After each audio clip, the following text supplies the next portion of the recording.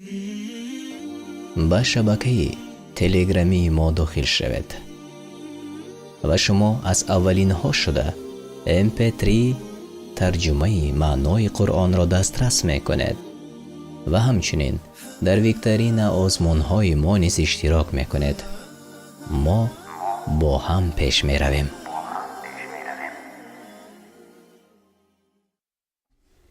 ба номи аллоҳи бахшояндаи меҳрубон. ассалому алайкум ва раҳматуллоҳи ва баракоту. тамошобинони азиз, мухлисони шабакаи дониш ва санҷиш, ҳар яки шуморо хуш омадед мегӯям ва имрӯз рӯзи шоми шанбе аст ва мо шумо дар эфири мустақим қарор дорем. соат расо 20 бо вақти Москав аст ва дар Аврупо соат 19 ва мо шумо омода ҳастем ки имрӯз низ бо якҷоя бо шумо дониш ва санҷишро оғоз кунем. саволҳое ки имрӯз мо ва шумо интихоб кардем саволҳои бениҳоят оддӣ ва осон аст, саволҳое ки воқеан қариб ҳамешагӣ мо ва шумо мешунавем ва кӯшиш мекунем ки имрӯз барномаамон хуб гузарад. сароғоз то он даме ки мо эфири мустақимро, яъне барномаи дониш ва санҷишро оғоз кунем, аз шумо эҳтиромона хоҳиш мекунам то шабакаи моро ба дигарон равон кунед. онҳое ки ютуб каналҳо доранд, дар ютуб каналҳои худатон паҳн кунед. онҳое ки дар дигар саҳифаҳои иҷтимоӣ доред, фейсбук, масалан ватсапу имову ҳамчунин одноклассники, метавонед ба дӯстонатон равон созед, то ки онҳо низ тавонанд дар барномаи мо иштирок дошта бошанд. ва умедвор ҳастам ки ин лаҳзаҳо шумо моро хуб мешунавед, садо хуб аст ва агар ҳамааш хуб бошад, зери чат навишта кунед то мо огоҳӣ пайдо кунем ва барномаро оғоз кунем.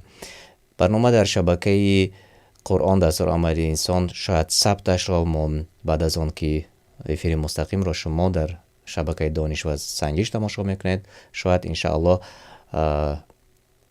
паҳн кунем ва онҳое ки мехоҳанд мустақим дар барномаи мо иштирок кунанд, ҳатман ба шабакаи алоҳидаи дониш ва санҷиш обуна шавед. хеле хуб, ва ин лаҳза ман рӯи экранро, тамошобинони гиромӣ, барои шумо нишон медиҳам, то ки мо шумо тавониста бошем дар қисмати аввали бозӣ иштирок кунем. 356 27 02 ин аст геймпин барои имрӯз. марҳамат, дохил шавед. хеле хуб. дар воқеъ ман дар бораи он сурае ки аз дохилаш ман саволҳоро имрӯз интихоб кардам, воқеан дар фурсатҳое ки муносиб аст бисёр гӯш мекунам. ҳамчунин алҳамдулиллаҳ имрӯз тарҷумаи маъноаш ва ҳамчунин худи ҳуқуқи муаллифи забони арабияш низ барои худи мо тааллуқ дорад. бидуни ягон мушкилӣ мо метавонем ҳам дар ютуб паҳн кунем, бидуни ягон тарғибу рекламаю, ва ҳамчунин дар ҷойҳое ки мо метавонем ба воситаи телеграм гӯш кунем. агар дар хотир дошта бошед, мо дар шабакаи телеграмии Қуръон дастурамали инсон дорем. дар дохили он ҳамаи тарҷумаи маънои сураҳое ки сабт шуда аст мо мондаем ва онро бидуни интернет шумо метавонед гӯш кунед. хуб, мегӯянд ки дохил шуда намешавад. ба ман асари нав геймпинро набошад омода мекунам ва геймпини нав барои шумо пешниҳод мекунам. як лаҳза.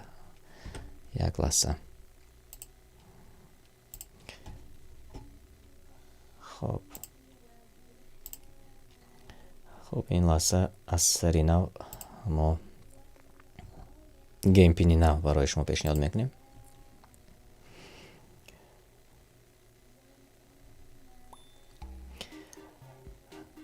хуб, тамошобинони азиз, геймпини нав омода шуд. 993 265 дохил шавед. ин лаҳза ман зери чат низ менависам.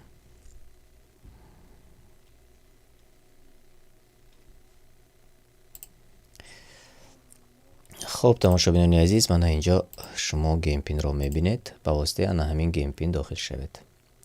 993 265.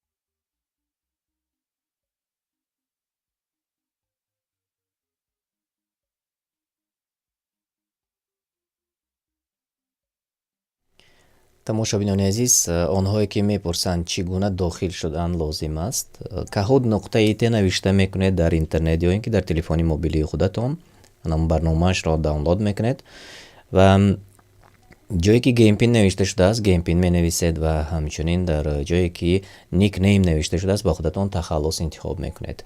Ва барномаи мо имрӯз бори дигар такрор мекунам, танҳо дар шабакаи дониш ва санҷиш пешниҳоди шумо мешавад. Ҳамчунин дар шабакаи телеграм низ мо ин лаҳза хуб дар гурӯҳ сабти барномаро, яъне сабт не, балки барномаи мустақимро мондем. Мебинам ки чанд нафар дар дохили телеграм низ тамошо доранд, яъне ба воситаи телеграм низ тамошо карда мешавад. Аммо мебинам ки хуб экран дида намешавад дар телеграм. Ман иншаллоҳ ислоҳ мекунам. Онҳое ки мехоҳанд дар телеграм низ тамошо кунанд, дар телеграм метавонед тамошо кунед. Як лаҳза то дохил шудани шумо, тамошобинони гиромӣ, марҳамат дохил шавед ба мувофиқияна ҳамин геймпин ва мо бозиро оғоз мекунем.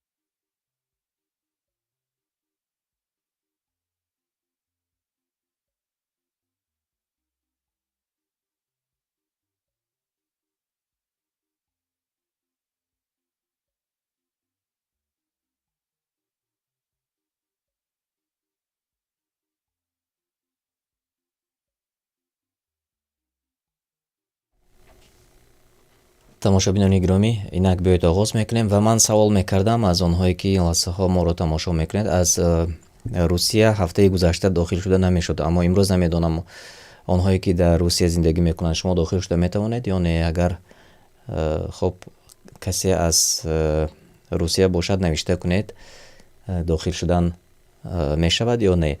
Ва агар не, дар бораи VPN маълумот гиред, чун дар Google навишта кунед, ба воситаи VPN дохил шудан хеле оддӣ ва осон аст. Шумо метавонед VPN ба телефони мобилиятон скачат кунед ва ба воситаи VPN дохил шавед, чун ҳамин каҳуд нуқтаи те дар баъзе минтақаҳо маҳкам шудааст. Сабабаш таҳриме ки аз ҷониби дигар давлатҳо ба Русия аст.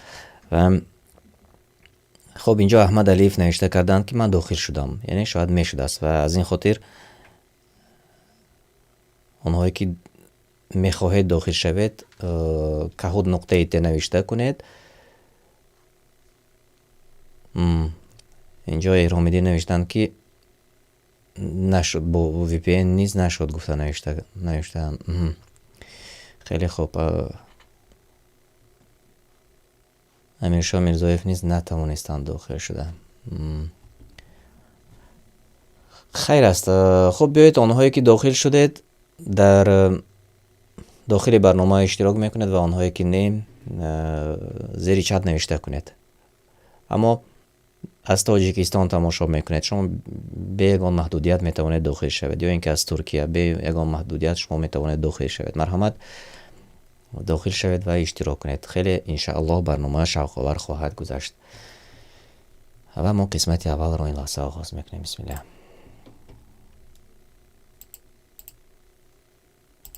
саволи аввал: соле чанд дар он ғор ба хобашон кардем. аз он вариантҳое ки шумо дар поён мебинед, киро? асҳоби фил, асҳоби яъқуб, асҳоби киром, асҳоби каҳф. کدامش درست است؟ سال چند در آن غار به خوابشان کردیم؟ کی را در نظر داشته شده است؟ بله، 8 نفر جوابهای درست گفتند. اصحاب کهف، و این از سوره کهف آیتی 11 تا 13 گرفته شده است. و در آیت 11 سوره کهف چنین آمده است: پس چندین سال آنان را در آن غار خوابانیدیم، سپس بیدارشان کردیم تا بدانیم کدام یک از آن دو گروه مدت زمان را که گذرانیدند به خاطر دارند.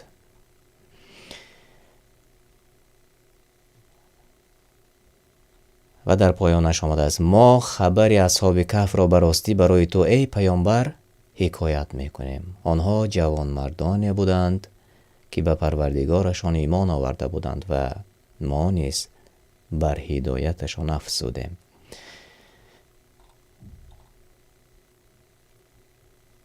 و دوام میدهیم تماشابینان گرامی. اینک میبینیم که به پیش برآمدند: طیبه، صالح، خدیجه، محمد، سید قیام الدین و مریه، آنهایی که در جایهای نمایان هستید. تبریک میکنم شما را. بیایید به سوال دیگر گذاریم. سوال 2: یک جایه با اصحاب کهف کدام جانور بود؟ گربه، سگ، خرس و یا کبوتر؟ یک جایه با اصحاب کهف کدام از این جانورهایی که در وریانت ها شما میبینید بود؟ جوابی درست از جانب طیبه صالح، عمران، امیرشاه میرزایف، احرام الدین، انس آمده رسید. بله، همگی جوابهای درست گفتند. سگ. و آیت 22 را نگاه میکنیم.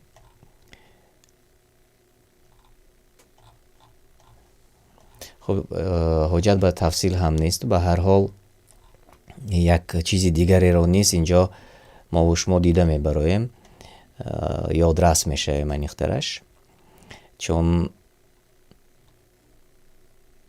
لازم به یادرس شدن است. اینک من میخوانم تماشابینان عزیز، ترجمه معنا را عیناً میخوانم. بعضی از اهل کتاب خواهند گفت 3 تن بودند و 4مشان سگشان بود، و میگویند 5 تن بودند و 6مینشان سگشان بود. به خیال و گمان و غایبانه میگویند 7 تن بودند و 8مینشان سگشان بود. بگو ای رسول، پروردگار من به عدد آنها داناتر است و شمار آنها را جز اندک کسانی نمیدانند. و تو درباره اصحاب کهف با اهل کتاب جز به ظاهر مجادله نکن و کسی را دربارهشان از اهل کتاب نپرس. و این دلیل به آن که یک جای با آنها سگ بود. اینک بیاید ببینیم که به پیش بر آمدند. طیبه صالح، خدیجه، محمد، سید قیام الدین و عبدالرحمن، آنهایی که در جاهای نمایان هستید. شما را تبریک میکنم. سوال 3: داستان 2 مرد از سوره کهف به مثل کی ها پند است؟ داستان 2 مرد از سوره کهف به کی از این وریانت ها پند است؟ دزدان، پاره‌خوران، متکبران، ثروتمندان مؤمن. درباره داستان 2 مرد نقل شده است در سوره کهف. و به کی زیادتر پند است؟ و 5 نفر جواب دادند که به متکبران، یعنی آنهایی که کبر میکنند، مغرور هستند. و جواب شما درست است تماشابینان عزیز. بله، به متکبران داستان دو مرد از داخل سوره کهف پند است و ما و شما این قصه کوتاه انا همون آیتی 32 تا 36 را میبینیم که چی گفته شده است و عیناً من میخونم و بعد از آن با شما باز دوام خواهیم داد. و برایشان داستان دو مرد را از امتان پیشینه که یکیشان مؤمن و دیگرش کافر بود بیان کن که به یکی یعنی به کافر دو باغ انگور داده بودیم و بر گرد آنها درختان خرما و میانشان کشتزار کرده بودیم. آن دو تاگزار میوه خود را به هیچ کم و کاست می دادند و رود بین آن دو جاری گردانیدیم. حاصل از آن او بود. به دوست مؤمنش که به او گفتگو میکرد مغرورانه گفت، یعنی کبر کرده گفت من به مال از تو بیشتر و یاران و طرفدارها پیروزترم، یعنی مال من زیاد است و طرفداران من از تو دیده بیشتر است. مغرور کرده گفت کافر به دوستی مؤمنش. و آن مرد بر خویشتن ستم کرده و به این حالت به باغ خود در آمد و گفت نپندارم که این باغ هرگز از میان برود. یعنی کافر گفت من نپندارم که این باغ هرگز از میان نرود، یعنی همیشگی جاویدان با من باشد، یعنی به روزی از نو زنده شدن روز قیامت باور نکرد و نپندارم که قیامت هم بیاید. انا همان دوست کافرش میگوید و اگر فرض کنیم که قیامت شود هم چنان که تو میگویی ای مسلمان به دوستش میگوید و اگر هم مرا نزد الله برند البته باغ بهتر از این باغ خواهم یافت. ببینید تا چگونه آن دو با هم گپ میزدند، صحبت میکردند و این یکی یعنی کافر از آن که بوی بود، دوستانی زیاد داشت، پیروانی زیاد داشت، تکبر کنان این سخنها را گفت و در دوامش چنین می آید دوست مؤمنش که با او گفتگو میکرد گفت آیا بر آن اللهی که تو را از خاک سپس از نطفه بیافرید و باز تو را مرد کامل ساخت کافر شده ای؟ ولی او الله برحق پروردگار من است و من هیچ کس را در عبرت شریک پروردگارم نمی سازم. چنین میگوید دوست مؤمنش.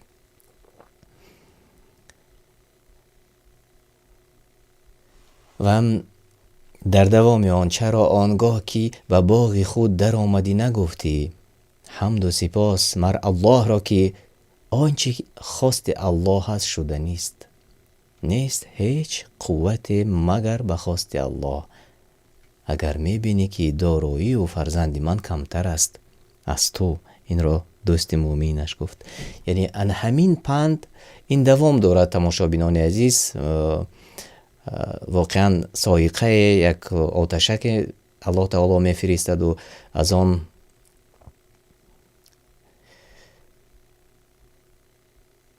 یعنی با فرستادن یک آتشک باغ و هر چیزی که انسان در این دنیا دارد می رود و باز در روز قیامت جوابگری های زیاد هم دارد. یعنی شما دوام ترجمه یعنی همین سوره کهف را می توانید خودتان خوانید و یا گوش کنید. در شبکه تلگرامی قرآن دستورالعمل انسان نیز هست ترجمه من و همچنین در یوتیوب شبکه یوتیوبی ما نیز هست. واقعا این درس است و این پند است به آنهایی که امروز میگویند الله ما را بایگری داد، الله ما را حکمرانی داد. یعنی میگویند که الله تعالی ما را دوست داشته است و داده است، اما فکر نمی کنند که این همه امتحان است و بارها ما در برنامه‌های گذشته نیز گفته گذاشتیم که الله تعالی با دادن بایگری، ثروت، فرزند، این گونه یار و دوستان کس را امتحان میکنند و یا بعضی دیگر را با فرستادن یگان بیماری امتحان میکند. و حال آن که بسیاری از ما و شما صبر و طاقت امتحان نیستیم و دعا میکنیم الله تعالی را که از بعض امتحان ها که ما برداشت آن را بر عهده گرفته نمیتوانیم ما را امین نگه دارد. ولی آنهایی که امروز متکبرانه میگویند که این ثروت را به ما الله تعالی داد اما با آیاتهای الله تعالی کافر میشوند، آنها باید پند گیرند، آنها باید درس گیرند و ما و شما باید که همه ارکان اسلام و ارکان ایمان را اجرا کنیم تا که مؤمن باشیم، مؤمنی مسلمان باشیم. و بیایید ببینیم که این لحظه به پیش برآمدند و بعد از آن انشاءالله دوام خواهیم داد. محمد امین آیت الله ابو حمیرا امید طیبه صالح، آنهایی که در جایهای نمایان هستید من شما را تبریک میکنم. الله تعالی چرا پیغمبران را فرستاد؟ تنها دعوت به نیکی، با کافران جنگ کردن، دعوت مجبوری کردن، مژده دادن و ترسانیدن. موافقی سوره کهف آیه 56. الله تعالی چرا پیغمبران را فرستاد؟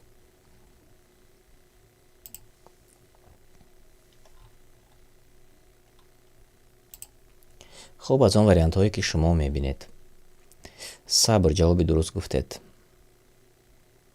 خب امیر شاه میرزایف نیز جوابی درست گفتند. بیایید اکنون نگاه میکنیم. همگی 4 نفر جوابهای درست گفتند. موافقی گفتیم سوره کهف آیه 56. واقعا بله، جوابی دعوت به نیکی هم درست است. مگون دعوت پیامبران به نیکی ها تنها دعوت میکنند، اما اینجا در نظر داشته شد تنها، آیا تنها دعوت به نیکی است یا نه؟ نه، اینجا مژده دادن و ترسانیدن یا اینکه بیم دادن و رسالتشان رسانیدن بود، رسانیدنی معلومات، رسانیدنی همون پند. و بیایید اکنون ترجمه معنا رو عیناً میخوانیم. سوره کهف آیه 56. و ما پیامبران را نفرستادیم جز آن که به اهل ایمان و نیکوکاران مژده دهند، یا اهل کفر و گناهکاران را بترسانند و کافرانی که میخواهند به نیروی باطل حق را از میان ببرند جدال میکنند و آیات ما را و چیزی از آن بیم داده شدند مسخره میکنند. و همین گفته هایی که زیاده از 1400 سال پیش در قرآن کریم آمده است تا امروز زینه به زینه ما و شما میبینیم. یعنی یک قوم با رهبری، با حکمرانی یک نفری مثلا کافر می آید و همین حالت ها سالهای سال دوام یافته ایستاده است. و همان مثلا حکمران هایی که به کفر خودشان دعوت میکنند مردم را، یا اینکه از دین پاکی الله دور میکنند، آنها مرده میروند و به جایشان دیگرها پیدا میشوند. اما موافقی بسیاری آیات های قرآن کریم گفته شده است که اکثریت نادانند، اکثریت مثلا جاهلند، اکثریت گمراهند. اما همون کمترین ها مقاومت میورزند و نسل به نسل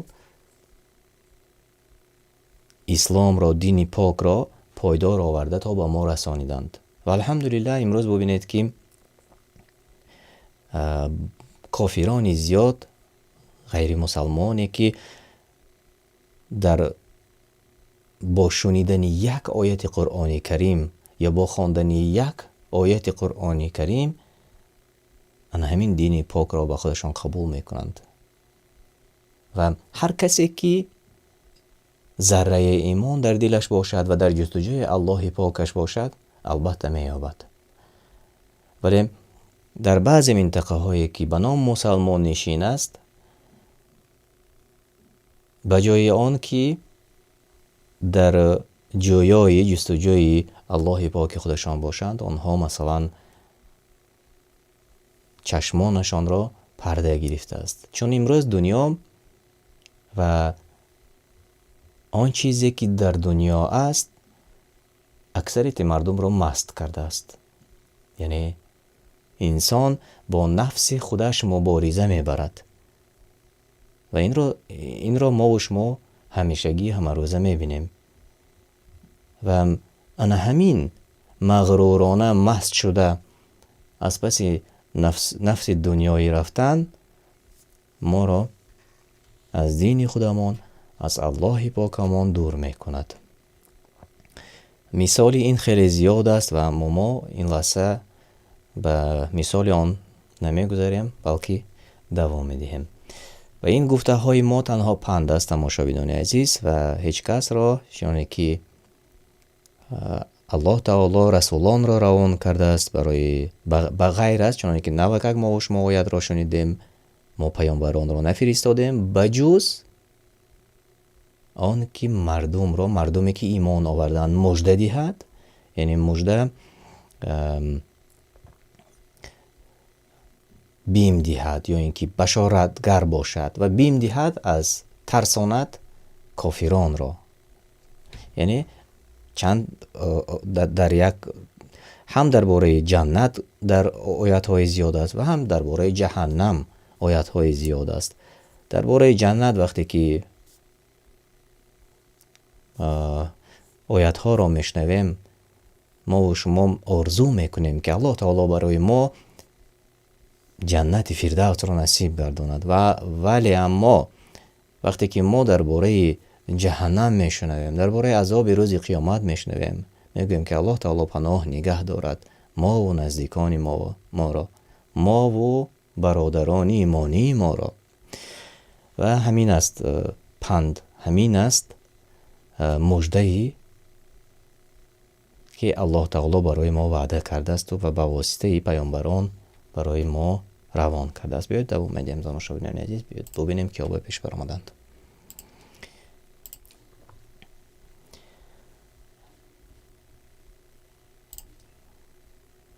سوال 5. موسی علیه السلام از کی برایش آموختن علم را خواست؟ از شاگردش، از خضر، از فرعون، از پدر از عروسش؟ کدامش درست است؟ موسی علیه السلام از کی برایش آموختن علم را خواست؟ از آن وریانت هایی که شما میبینید.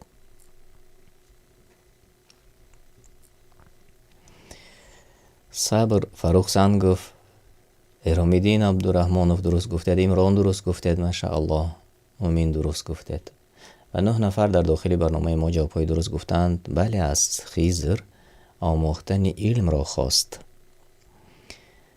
و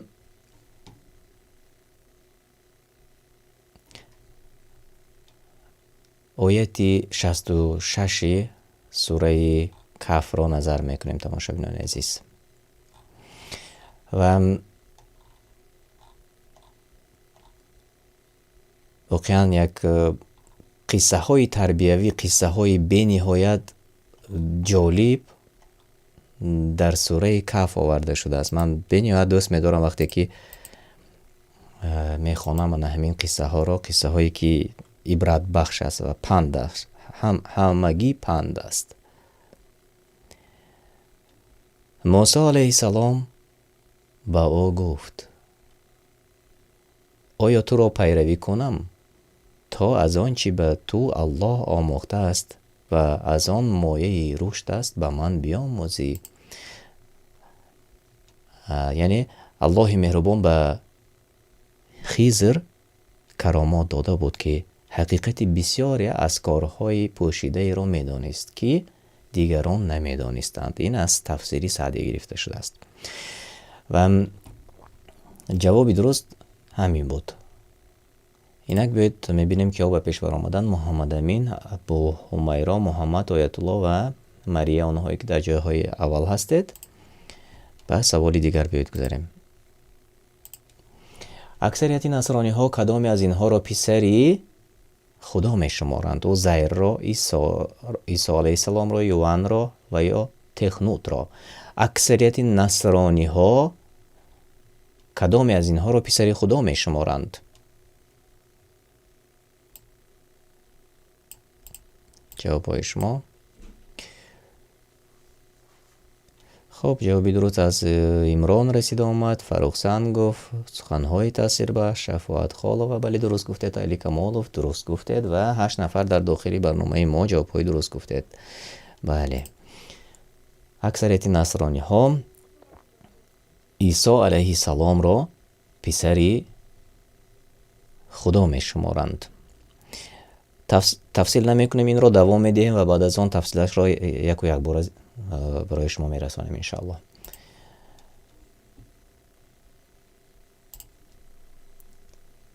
یهودان کی را پسری خدا می شمارند؟ زکریا، یونس، عزیر و یا یهود را.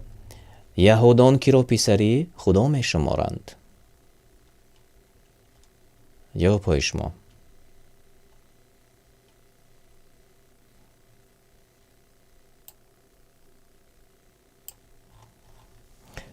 خیلی خوب و 6 نفر جوابهای درست گفتند. بله، عزیر را. یهودان عزیر را پسری خدا میگویند. و خب آیا گفتن پسری خدا یا الله با خودش پسر دارد درست است؟ بیایید نگاه میکنیم آیات های قرآنی را. الله تعالی در این باره چی میگوید؟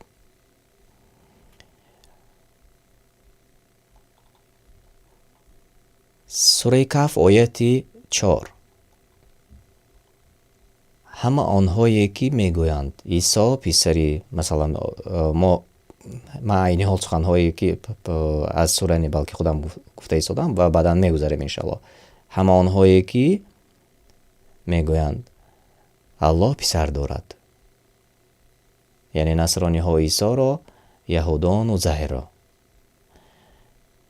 برای آنها رد گپ آنها در آیت 4 سوره کهف الله تعالی می فرماید و از عذاب سخت او تعالی بترساند کسانی را که میگویند الله فرزند اختیار کرده است. در تفسیر سعدی چنین آمده است این آیت یهودیان و نصرانی ها را به خاطر به خداوند فرزند قائل شدنشان بیم میدهند. یهودان عزیر را پسر خدا میدانند و نصرانی ها عیسی علیه السلام را.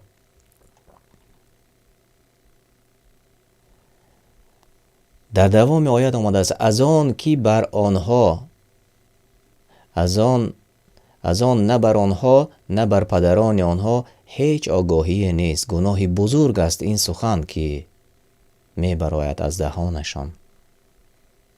یعنی الله صاحب فرزند است.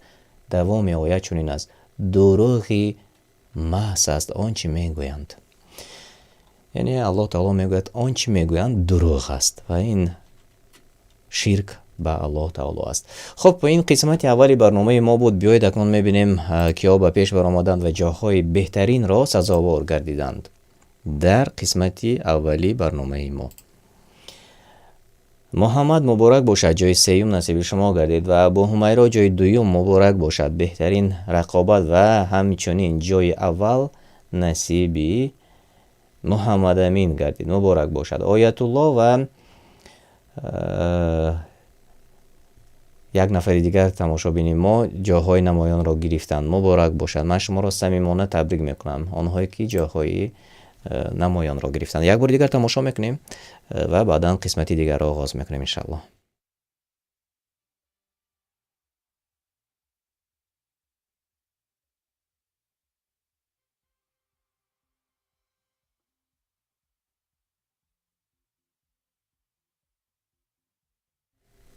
جای چهارم سعید قیام‌الدین بودن به فکرم اگر من خطا نکنم. خب مبارک باشد یک بار دیگر. من شما را صمیمانه تبریک میکنم تماشاگران عزیز و واقعا یک رقابت خوب بود. خب آنهایی که این لحظه ما را تماشا میکنید زیر نوار لایک مانید تا که دیگران نیز تماشا کنند.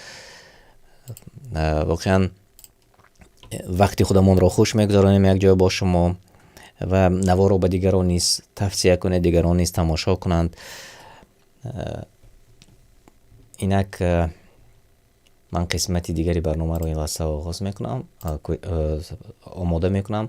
در قسمتی دیگری برنامه ما 8 سوال عبارت است. سوال ها واقعا سوال های پندی است. ما و شما یک چیزی نو رو انشاءالله برای خودمون خواهیم آموخت. گیم پین آماده شد و این لحظه نوشته میکنیم.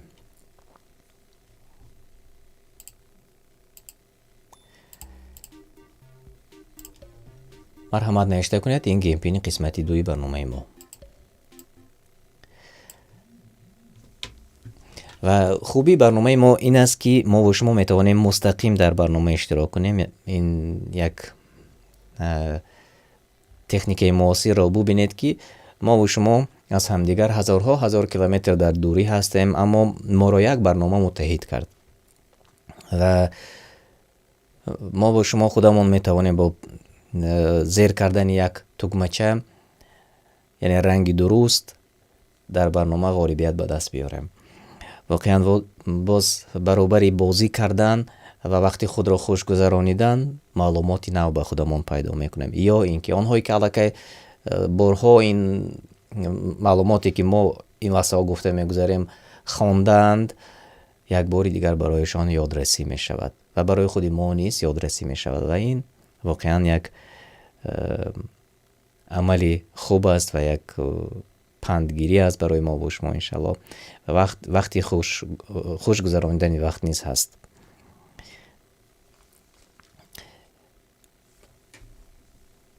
مرحمت تماشاگران عزیز،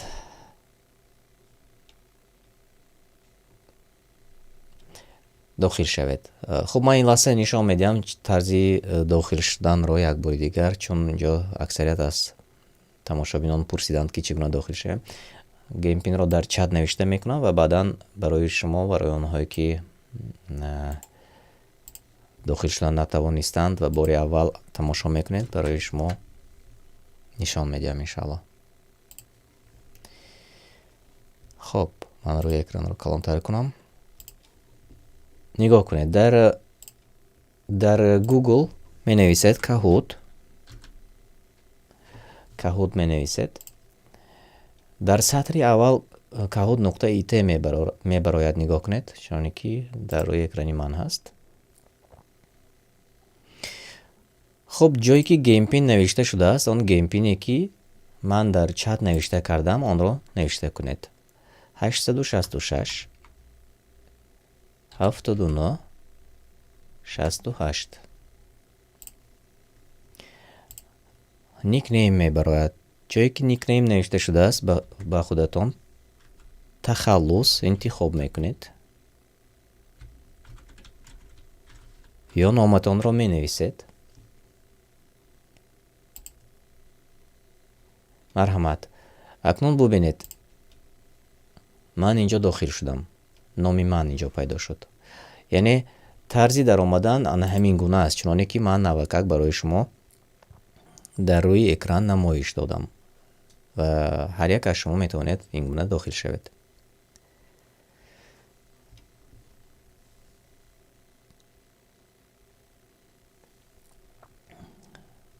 خیلی خوب. و افسوس که تماشابین کم، متاسفانه آنهایی که در برنامه اشتراک میکنند خیلی کم هستند و متاسفانه باز برنامه ما خب مبلغ زیادتی نمی آورد که ما آن مبلغ رو باز چون تحفه برای شما پیشنهاد کنیم، چون بعضی ها بر عوض مکافات اشتراک میکنند و این واقعا همین خیل است. یعنی چنانه که ما پیشتر گفتگو داشتیم، نفس دنیایی همیشه کار خودش را میکند. چون اگر اهمیت داده باشید بسیاری شبکه های یوتیوبی هست که بازی هایی که حلال نیست آن را پیشنهاد میکند برای ما و میبینید که مردم زیاد از نادانی و بازن همان بیچاره مهاجرانی که خودشان به یک عذاب سخت در سردی ها و زیر باران کار میکنند و به یک عذاب کمی مبلغ جمع میکنند و کم کدام بلیط ها را میخرند، امید میکنند که صاحبی ماشین میشوند یا صاحبی یگان چیزی دیگر، تحفه دیگر میشوند. حال آن که این گونه بازی ها حلال نیست، اما تماشابین این گونه نفرانی که مردم را فریب میکنند خیلی زیاد است. امید میکنند که مثلا 10,000 بلیط فروخته می شود، از بینش 5 نفر شاید که صاحب یگان چیزی شود. آن 10,000 امید میکنند که در داخل این 5 نفر باشند. الله پاک است.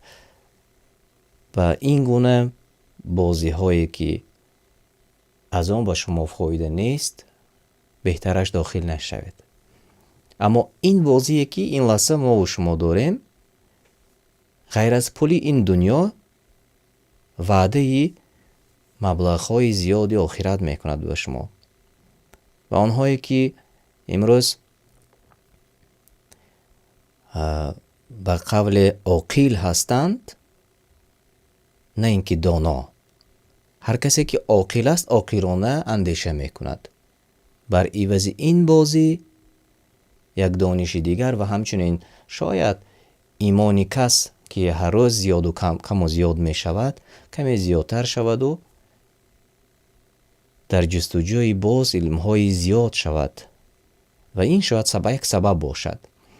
و از این خاطر تماشابینان عزیز، هر کاری که میکنید، هر عملی میکنید، پیش از آن صدها مراتب اندیشه کنید و چرا شما باید که مثلا 500 روبل یا 1000 روبل خودتان رو با کم کدام لاتری بدهید اما چیزی از آنجا شما برد نمی کنید.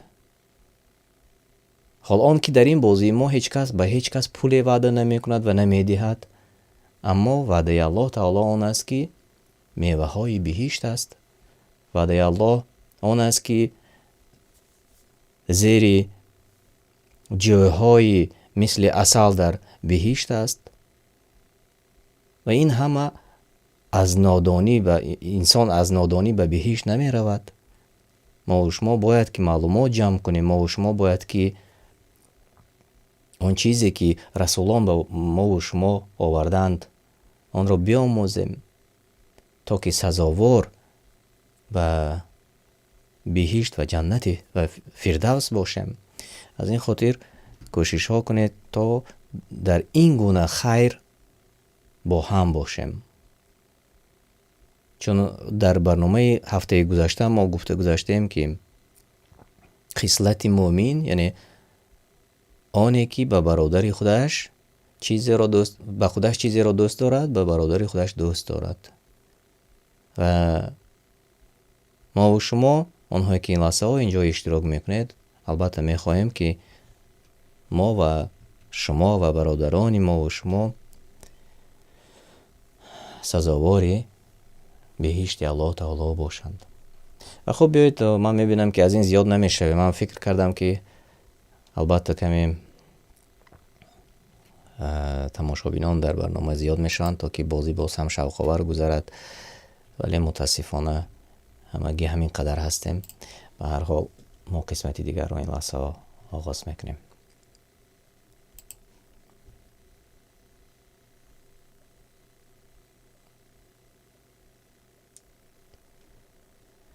موسی علیه السلام چند حکمت را توانست از خضر آموزد؟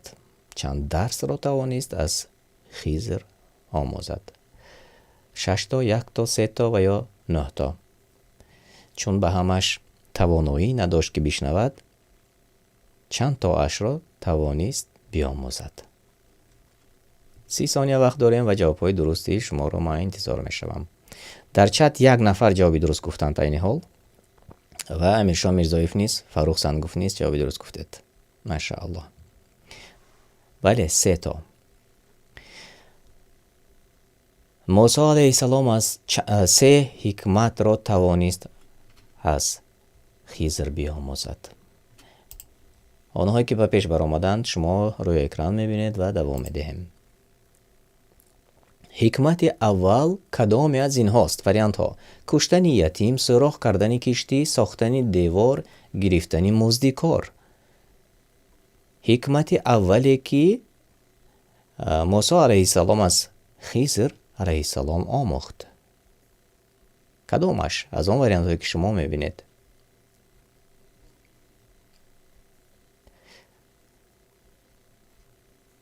خیلی خوب، اینجا طیبه صالح جواب درست گفتند. بله، سوراخ کردن کشتی جوابی درست بود.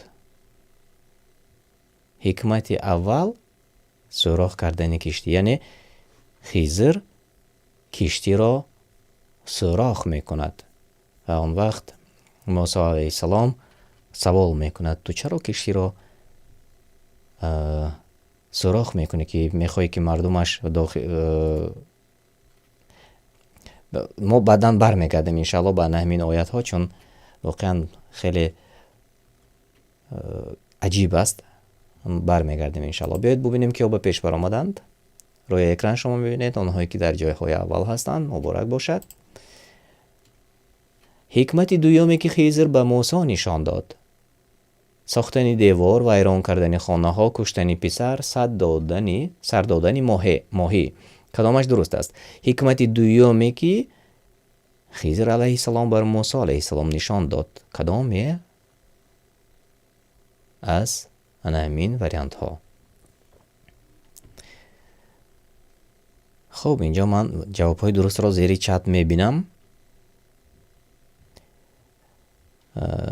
عمران جوابی درست گفتید. علی عمر جوابی درست گفتید. خب فاروق سنگوف نیست، درست جواب گفتید. بله، کشتن پسرچه، یعنی خضر یک پسرچه را به قتل میرساند و این حکمت را نیست موسی علیه السلام می آموزد، اما با سوال میکند و واقعا یک قصه عجیب است. ما برمیگردیم انشاءالله. خب آنهایی که در جاهای اول هستند: مریم عبدالرحمن، سید قیام الدین، ابو عمر، محمد امین. آنهایی که در جاهای نمایان هستید تبریک میکنم شما را. سوال 4: درس سیومینی که خضر به موسی نشان داد. حکمت سیومینی که خضر به موسی علیه السلام نشان داد: ساختن دیوار، ویران کردن خانه، آزاد کردن غلام، کشتار یتیم. کدامش درست است؟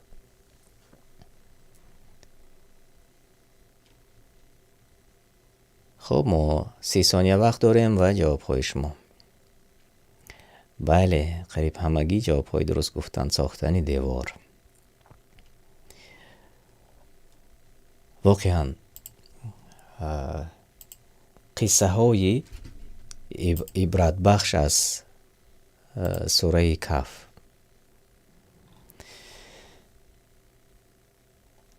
اما ما از خودی آغازش گفته نمیگذاریم تماشابینان گرامی قدر. من تنها قسمتی آخرش را میگویم، چون هرگاهی که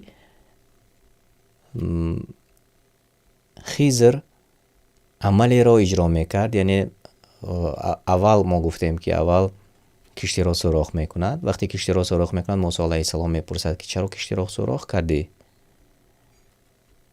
و خضر میگوید که من گفتم که تو طاقتی یک جای صبری با من بودن را نداری، چون بعضی حکمت هایی که الله تعالی به من گفته است از آن بیخبر هستی.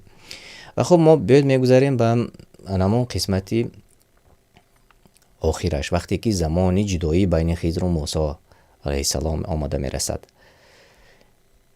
گفت اکنون زمانی جدایی بین من و توست و تو را از سیر آن کارها که تحملشان را نداشتی آگاه میکنم. این سخنها به موسی علیه السلام گفته می شود. اما آن کشتی از آنی بینوایانی بود که در بحر کار میکردند. خواستم خراب کنم، یعنی نقصان کنم، خراب کنمش، زیرا در پیش رویشان پادشاهی بود، در طرف دیگر پادشاهی بود که کشتی های درست را، کشتی های بتون را، کشتی های سالم را به زوری می گرفت. از این خاطر کشتی را نقص کرد. و اما آن پسر را پدر و مادرش مؤمن بودند. پس ترسیدم که آن دو را به عصیان و کفر در اندازد. آن پسرچه‌ای که به قتل رسانید. حکمتش این بود است. و سیومینش، دوامش، پس خواستیم در عوض او پروردگارش به جای او فرزندی پاکتر و مهربانتر برایشان عطا فرماید. اما دیوار می سازد. گفتیم این حکمت سیوم. خضر علیه السلام در جای می آید که می بیند که دیوار ویران شده ایستاده است و میگوید آن دیوار را می سازد. موسی علیه السلام سوال میکند که چرا تو بر عوض ساختن یعنی همین دیوار مزد طلب نکردی؟ چون آنها اون وقتی دیوار را می ساختند و آنجا در همان رخت سفر بودند، کمی گرسنگی را نیز احساس میکردند. و از این خاطر موسی علیه السلام پرسید که چرا بر عوض ساختن این دیوار مزد طلب نکردی؟ و خضر علیه السلام گفته بود که من گفته بودم که تو صبری با من بودن رو نداری. خب بیایید دوامش رو میخوانیم، معنیش رو چگونه آمده است. و اما آن دیوار برای دو پسر بچه یتیم در آن شهر بود و زیر آن گنج بود که به آن دو تعلق داشت، یعنی به آن دو یتیم تعلق داشت و پدرشان نیز مرد درستکار بود. پس پروردگارت خواست که آنان به حد بلوغ برسند و گنج خیش را از زیر آن دیوار بیرون آورند. این رحمت از جانب پروردگار تو بود و من این کارها را خودسرانه نکردم. میگوید این بود توضیح و دلیل کارهایی که نتوانستی در برابرش شکیبایی کنی، یعنی صبر کنی در برابر یعنی همین کارها. و خوب آن همین سه حکمتی که موسی علیه السلام آموخت از مردی سالم. و اکنون بیاید میبینیم که به پیش بر آمدند و در جاهای نمایان هستند. مریا، سید قیام الدین، عبدالرحمن، ابو عمر، محمد امین، آنهایی که در جاهای بهترین هستید. تبریک میکنم شما را. عبدالرحمن پیهم به 4 سوالهای ما جوابهای درست گفتید. سوال 5. گروه فسادکاری که در سوره کهف یادرس شده است. از آن وریانت هایی که شما میبینید. خلیج و بریج، هامان و هارون، یاجوج و ماجوج نمیدانم کدامش درست است. گروه فسادکاری که در سوره کهف یادرس شده است.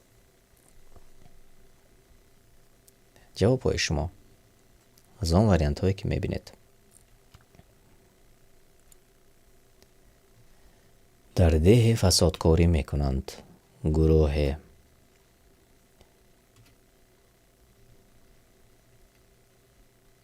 خب بله درست، یاجوج و ماجوج. آنهایی که در چت نیست نوشته کردند، بله جوابتون درست است. 6 نفر درست جواب گفتید. خب دوام میدهیم و چون تفصیل در پیش گفتیم،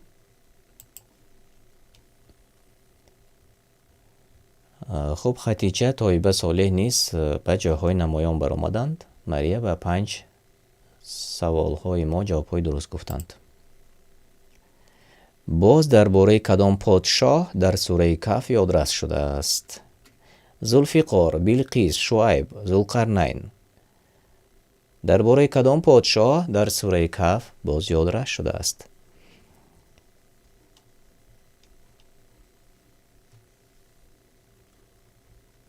مبارزه میبرد با خب یعجوج و معجوج. کدامش؟ علی عمر درست گفته. امیر شاه میرزایف بله درست است. خیلی خوب علی کمالوف درست گفتید. بله 6 نفر جوابهای درست گفتند درباره ذوالقرنین.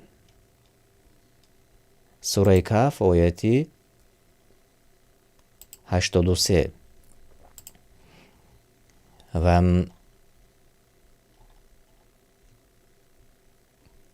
اینجا در تفصیلش چنین آمده است: ای پیامبر، از تو درباره ذوالقرنین یعنی پادشاهی عادل میپرسند، بگو برای شما از سرگذشت او خبری خواهم داد. و باز در همین سوره کهف در آیات های دیگرش آمده است. ببینید تماشابینان عزیز، بسیار پند و حکمت ها را ما و شما میشنویم و در آیات های قرآنی نیز گفته شده است. حال آن که به پیامبر صلی الله علیه و سلم خطاب شده میگوید حال آن که تو آن وقت نبودی، اما ما خبر آن وقت را، خبرهای گذشته را برای تو عیان کردیم. و این از معجزه های قرآنی تماشابینان گرامی. ببینید که پیامبر صلی الله علیه و سلم از مردم عامی بودند، نوشته و خواندن نمی توانستند و این گونه سخنهایی که و فصیح ترین کتاب قرآن کریم است و چگونه زیبا نوشته شده است و هیچ کس قادر نیست ذره یک آیت مثل آیت قرآن کریم در تمام زمانهای گذشته و با زمانهای می آمده هیچ کس قادر نشد که مثل قرآن یک آیت قرآن کریم نوشته باشد و این معجزه الله تعالی است. و خب من میخواستم تفسیر کنم چون نمیدونم در پیش باز سوال باشد که مانند به همین بیاد دوام میدیم و بعد از آن انشاءالله درباره خب یعجوج و معجوج و ذوالقرنین باز صحبت خواهیم کرد کمی. آنهایی که در جاهای نمایان هستند شما رو اکران میبینید و به سوال دیگر میگذاریم انشاءالله. موافق تفسیر یعجوج و معجوج اولادی کیند؟ لوط، شعیب، قوم ثمود، یافوز پسری نوح. کدامش درست است؟ موافق تفسیر یعجوج و معجوج اولادی کدام هایند از این وریانت هایی که شما میبینید؟ یعجوج و معجوج اولادی کی هایند؟ این انشاءالله برای بعضی ها خب معلوماتی نو خواهد شد. همگی یک نفر جوابی درست گفتند، ماشاءالله. یافوز پسر نوح. خب درباره یعجوج و معجوج البته ما و شما بسیار شنیدیم، قصه های بسیار هست. بعد از یک سوال دیگر انشاءالله باز تفصیل را زیادتر میکنیم چون یک سوالی مانند هم داریم. بیایید اول همین را دیده میبراییم. در سوره کهف آیه 94 آمده است. خب وقتی که ذوالقرنین، من معنی داد میکنم چون سبکتر آسانتر شود فهموتر شود، چون اگر که میخونیم کمی شاید که مشکل فهم باشد. ذوالقرنین به ده می رود و بین کوههای یک قوم میگوید که یک قومی هست که فسادکاری میکنند و به ذوالقرنین میگویند آیا تو میتوانی که بین ما و آن فسادکاران یگان دیوار برداری؟ و ذوالقرنین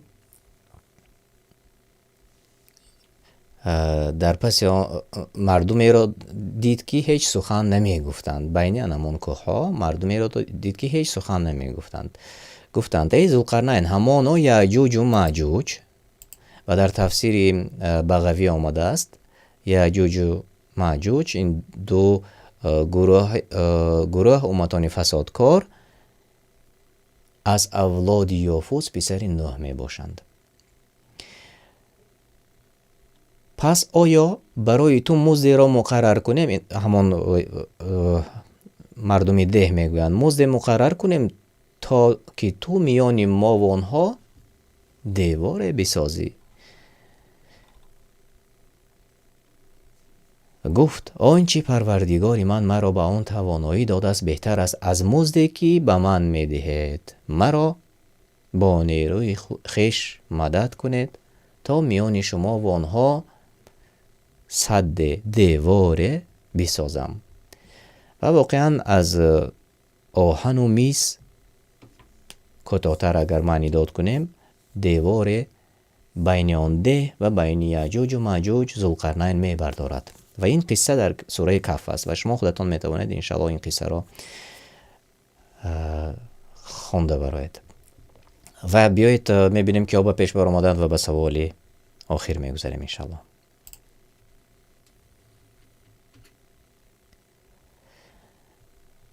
خب و جای اول سید قیام الدین بر آمدند، مبارک باشد. بهترین مریم خدیجه طیبه صالح ابو عمر آنهایی که در جاهای نمایان هستند و سید قیام الدین پیهم به همه سوالهای ما جوابهای درست گفتید. خیلی خوب.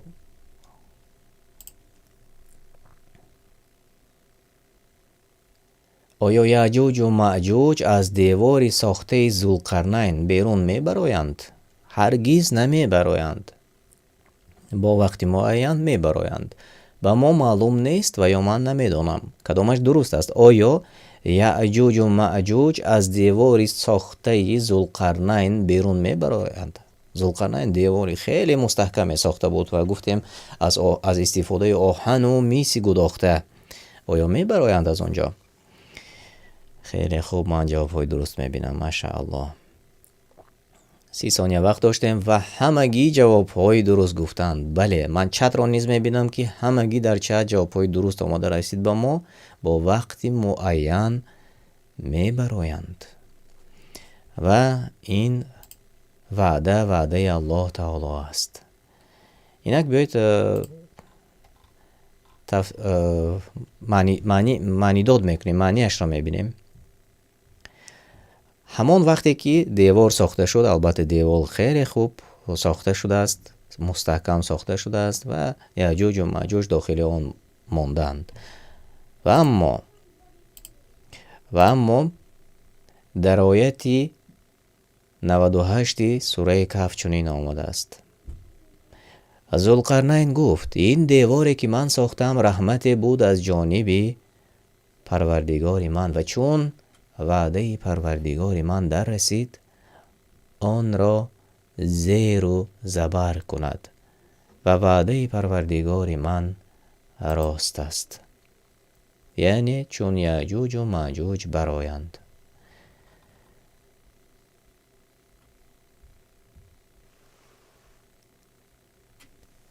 و خب در دوام این آیت باز درباره جهنم، نشان داده شدن جهنم برای کافران است و واقعا قصه های پندآمیز خیلی خوب در سوره کهف است و آنهایی که نخواندند و یا آنهایی که سوره را همیشگی میخوانند و اما معنیش را نمیدانند برای شما توصیه میکردم، چون بسیار ها میپرسند که کدام کتاب را خواندنش بهتر است. توصیه میکردم که ترجمه معنا را گیرید و بسیاری از پندها و قصه ها و داستان هایی که در قرآن کریم آمده است آن را با زبانی که خودتان میدانید و برای شما آسان است با آن زبان بخوانید. واقعا راحت میکنید، واقعا پند میگیرید، واقعا ایمانی آنهایی که میخوانند ضرورت میگیرد و این برای ما و شما بهتر است. و بیایید اکنون ببینیم که آب پیش بر آمدن جاهای نمایان را سزاوار شدند. جای سیوم نصیبی خطیچه گردید، مبارک شود. جای دوم ماریا و جای اول نصیبی سید قیام الدین مبارک باشد. همچنین طایبه صالح و ابو عمر در جایهای نمایان بودید. شما را صمیمانه تبریک میکنم.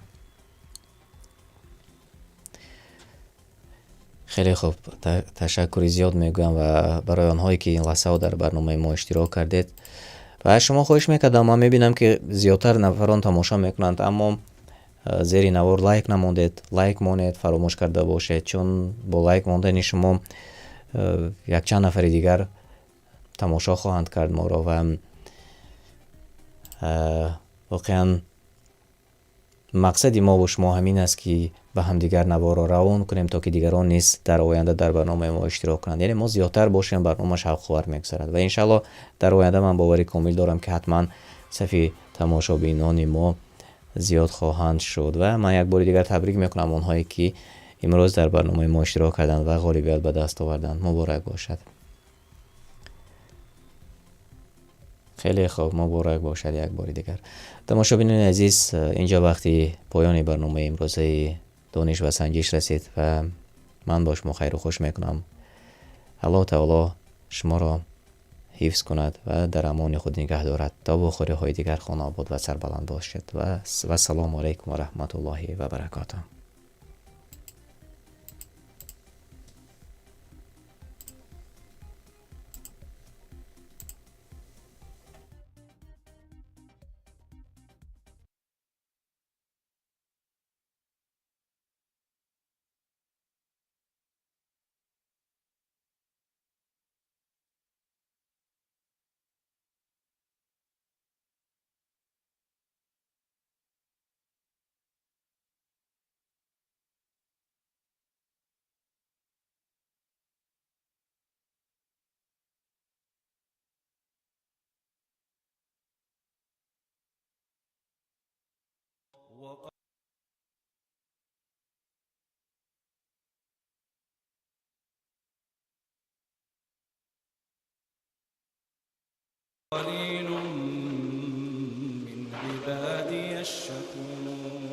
به نام الله بخشاینده و مهربان. گاهی می شود که در حیات ما خوشنودی می آید و گاهی می شود که مصیبت. چگونه ما این دو را قبول می کنیم؟ در همه حالت الحمدلله یعنی شکر الله را گفتن برای نه همه آسان است. اما اگر انسان میدانست که چقدر اجر و ثواب و پاداش نیک دارد، در همه حالت الحمدلله می گفت، چون نعمت و حکمت الله در آن است. نوار نوبتی ما درباره حیات یک انسان و واقعی است. مرد پسردار شد. وقتی که پسرچه دوسترویک 2 ساله شد وفات کرد. وی خیلی اندوهگین شد. یاد میکرد. بعد از این همسرش حامله شد و برایش پسرچه دوم تولد کرد. وقتی که پسرچه 1 ساله شد وی نیز از دنیا گذشت. یعنی پسرچه دوم نیست. چند تا وفات کردند؟ بله 2 تا و خودش هر دو را گرانید. بعداً الله تعالی 4 دختر برایش پی هم عطا کرد. دختران به وایه رسیدند. یکمش را به شوهر داد و وقتی که عائله دار شد خوشنودیش حد و کنار نداشت. اما دیری نگذشت و او هم وفات کرد. او 20 ساله بود و این مرد خودش او را نیز گرانید. بعداً دختر دیگرش به شوهر برآمد و فرزند به دنیا آورد و خوشنودی آورد. اما دیری نگذشت و این دخترش نیز از دنیا رفت و این دخترش را نیز خودش با دستانش دفن کرد. یعنی 2 پسرچه و 2 دختر. بعداً دختری سیومش 27 ساله شد و بیمار شد و او نیز وفات میکند. و اینش را نیز خودش میگراند. در عموم 3 دختر و 2 پسر. بعد از این همه غم و اندوه غیر از 1 دختر دیگر فرزنده نماند و الله تعالی وی را باز با پسرچه دیگری خوشنود گردانید و به این دوست رو یک مهر و محبت پیدا کرد و به اندازه دوست داشت. وقتی که او 1.5 ساله شد، کودک دوست رو یک نیز وفات کرد و خودش دفن میکند. چند کس را گرانید؟ بله، 6 نفر را، 3 دختر و 3 پسر را. آیا تو میدانی این مرد کیست؟ بله، این پیغمبر ما محمد صلی الله علیه و سلم. هر کس که شخصی نزدیکش را، عزیزش را از دست میدهد، این درد را آشناست. اما تو مگر از پیغمبر بهتر هستی؟ اگر الله تو را امتحان کند، مگر میخواهد قصد بگیرد از تو؟ نه و نه، چنین نیست. الله تعالی صاحب حکمت است که از تو نزدیکت را بگرفت و حکمت است در آنچه که به تو میداد. آنان که هرگاه مصیبت به ایشان میرسد میگویند براستی که ما از آن الله تعالی هستیم و به سوی او باز میگردیم.